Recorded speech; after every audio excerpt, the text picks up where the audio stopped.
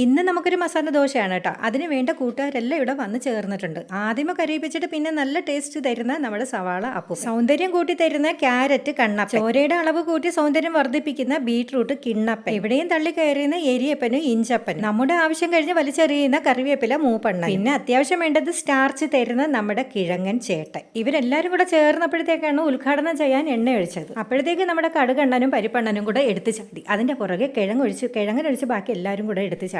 ഇവരുടെ ഒത്തുചേർന്നൽ കണ്ടപ്പോൾ എനിക്ക് സന്തോഷമായി. ഞാൻ അങ്ങോട്ട് ഉപ്പ് സത്യാഗ്രഹം ചെയ്ത് എന്നിട്ട് ദണ്ഡി യാത്രയ്ക്ക് ഞാൻ അങ്ങോട്ട് പോവുകയാണ്. പോകുന്നതിന് മുമ്പ് നമുക്ക് ഉടച്ചു വെച്ചിരിക്കുന്ന കിഴങ്ങിനെയും കൂടെ അങ്ങോട്ട് ചേർത്ത് നല്ലത്, എന്നിട്ട് എല്ലാവരും കൂടെ കറുത്ത കല്ലിൽ വെള്ള പരവതാനി വിരിച്ച് നടുക്ക് അങ്ങോട്ട് കിടന്ന് ഡാൻസ് കളിക്കാൻ പോയി.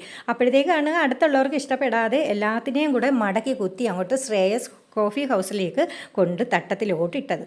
അപ്പോൾ ശ്രേയസിലെ ചേച്ചി എന്ത് ചെയ്തു? ഇതിൻ്റെ സന്തോഷത്തിൽ വെള്ള ചമ്മന്തിയും പിന്നെ നമ്മുടെ ചക്ക അടയെടുത്ത് അവരെ സ്വീകരിച്ചു.